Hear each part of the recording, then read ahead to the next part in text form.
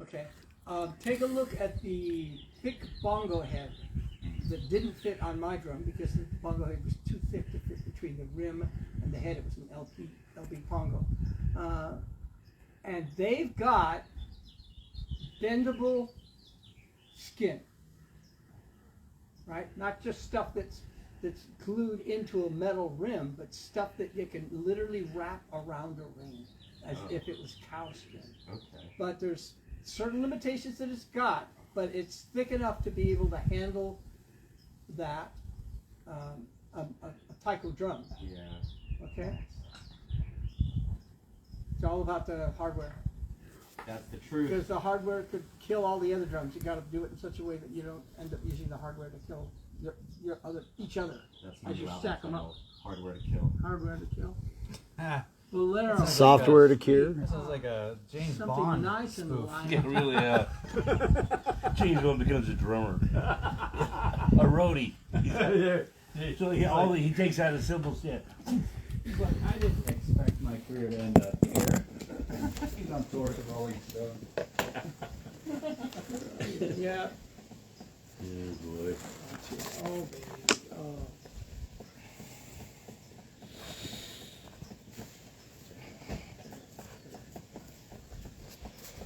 Okay, that short bell. Where are you?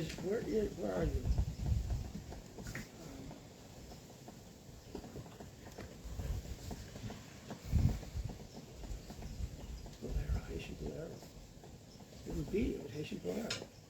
So I don't have these in. That might be easier if I had to if I actually put these in context to Congo, Nigeria, Ghana, and Haiti. We've only got comparsa. We should have a boomba. We should. I would have to add. I would have to add a couple of Cuban. The Mozambique. We can do the Mozambique one, the Mombasa one.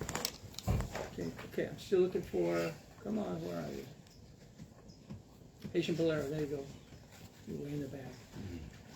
This is so sweet, so light.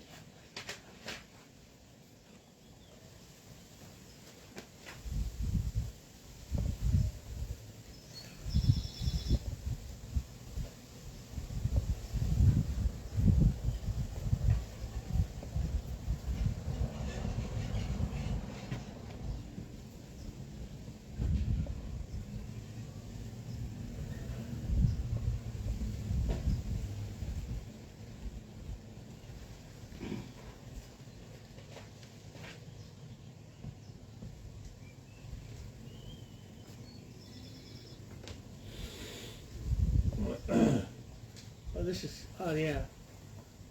Let's do this one for fun. We can do it out here. Cool. The Haitian Bolero?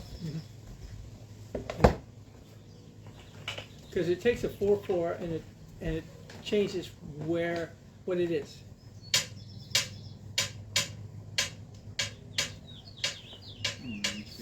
And so there's your 3/3 bell, right? And so you're using the 3/3 bell as your marker for your tone. And so you're playing on the drum, you're going go rim rim, go rim rim, go rim, go rim rim, go rim, go rim, go rim, go rim. Okay.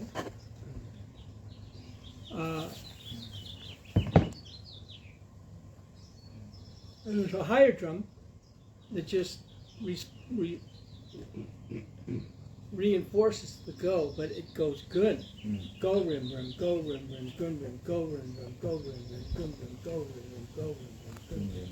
And then there's somebody on a hapik, that little drum that we got out here with sticks. So the second and the high is the same pattern, but one of them is the highest note. Once again, we're getting to lead ride. Okay? And the high stick is your lead ride. The bell is to the one bell.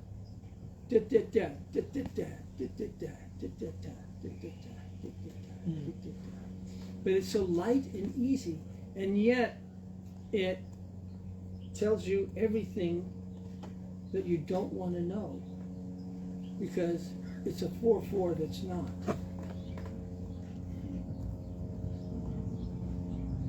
And this is what we used in the Haitian dance classes as a warm-up dance, because it's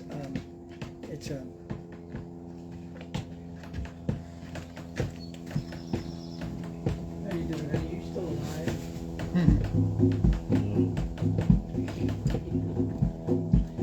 I'm gonna sleep good tonight, man. Oh, you're perfect. I know. We still got hours Come to on. go, my friends. You're not off. Oh, that's a beauty. It's the original. It is. It's amazing. First one off the Prototype. I just gave him the stats, and I wanted it lighter, and I wanted it this high, right? But I did want some feet on it, so when you tipped it, the sound will come out a lot easier, and it's easier to control it because it won't roll on you. Okay. Man, I love those tall And ones. they went, okay, and that was, that's what the customer wanted, and then this picture here is this, and I went, oh, it's not even close to it, and the ngoma that the Congolese are using, okay, in the United States, but it is an ngoma drum, okay. I think it's in Drumstick Spirit there. I went down to South Africa and went to a little tourist shopping area that was just basically a big wide area full of airport drums and carvings and clothing and stuff like that. And it's the middle of the day, so nobody's there except the white people, because dogs and Englishmen. Okay, and so it's pretty much empty. And I'm in a hotel that's full of these kinds of drums. I was so happy. And I would go to every corner. These things were all over the place, and I was just playing them and go to the next one and play them. I had 4 or 5 at different levels of the hotel. And they were, the rooms were indoors, but everything was on balconies, big wide balconies. And the manager came out and said, "I can see that you're a drummer. You like the drums, but we're worried that someone might complain." And I went, "Have you gotten a complaint yet?" And I went, "No, because good. Okay, I'm one of your customers. I'm not complaining either. You just let me know when there's a complaint." And then I'd say a couple. I never saw him again. Okay, and a quarter mile away was the Elizabeth Falls, and next to the falls was this little shopping, just an open area. There were some huts that went around it. Okay, and that's where the women were selling all the clothes and stuff. And then the carvings were for the men, and they were hanging out a little bit. And I saw this drum that was like the drums in the hotel, okay, but obviously well used. It wasn't an airport drum. Plenty of airport drums all over the place. They look like drums, and you buy them and take them home. Okay. They look like drums. Yeah, they look like drums. But they're better tables. Yeah, absolutely. And that was by the little fire in the little place where they would come and sit around and talk during the evening and stuff. I said, walked up to the guy. There's only one guy there, and I said, "Can I play this drum?" And he looks at me, and he looks at the drum, and he goes, "Can you?" Wise guy. And I do this.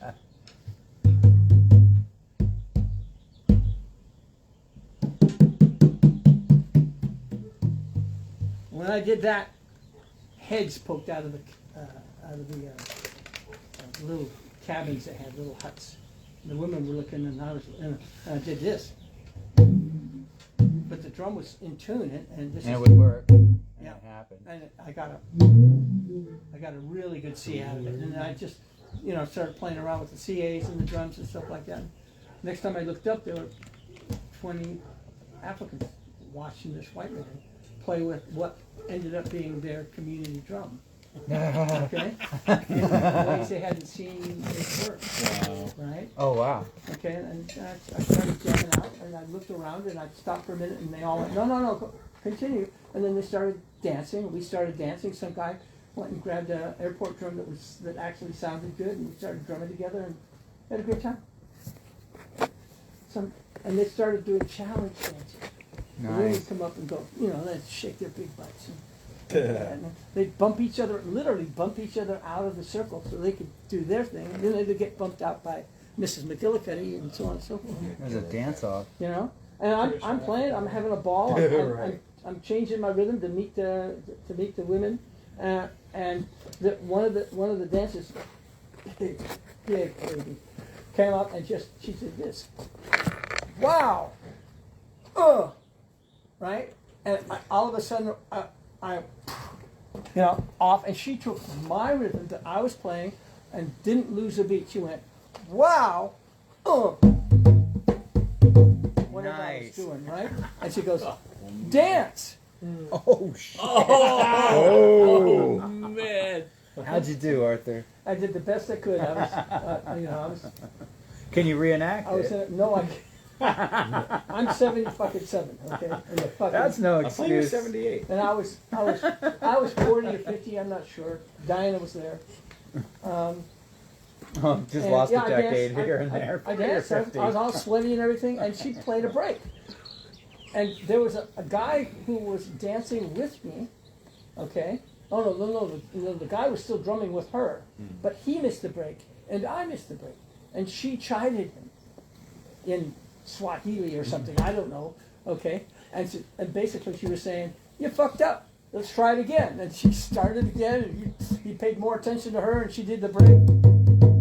Something like that, and we all stopped and went, and everyone went, yay, yay. And I went, wow.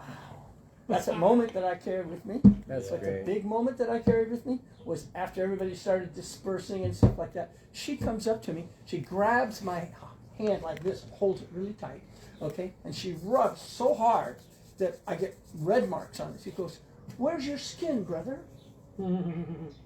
Best compliment I've ever had in my life. It's like, and the drummer came up to me and said, where'd you learn our rhythm? And my answer, it's in the book, The Gods of Clavi. It was really just some Clavi-oriented whatever. Okay. I think it might have been Fonda. Right, because the claves are the roots of the rhythm. Yeah. There you go. The Gods of Clavi. Ouch, that's hurt. So those claves, they end up in the lead rides, essentially. A lot of the times. Yeah. I mean, in Afro-Cuba, when you're doing the Wawanko and you're playing all these parts, okay, to the rumba, the lead drummer is not playing to the song. The lead drummer's playing to the clave. Right. So I learned, I mean, I'm not very proficient at it, but I studied with Cecil for a long time before he passed. Carter. Cecil Carter. From where's he from? I brought him to you in the 90s. He used to work in your garage. Oh, sorry. Apparently not well enough. Yeah. No, that fucker. I fired him. No. I can't remember. Chicho Carter? Cecil. Oh, Cecil. Yeah. Oh, yeah. Yeah. That guy's got chops. I know. I brought him into the circle, Santa Cruz. He was, he used to play in Washington, Tompkins Square, Central Park, New York, with all the Cubanos and the Umberos, like the real deal. He came to Santa Cruz. His mind was blown on Santa Cruz. Oh, right? good old Santa Cruz. You can't and then, miss that. And then he was blown away on the Justice, sense of community and the anywhere drums. you And I want to said, you make gotta it meet fit Arthur. everywhere. I brought him over to Arthur. I was like, you guys need to talk. I need one body over here, if you would, please. But Cecil was You showing me need one clave what? patterns Body. on the floor years ago, how to play them.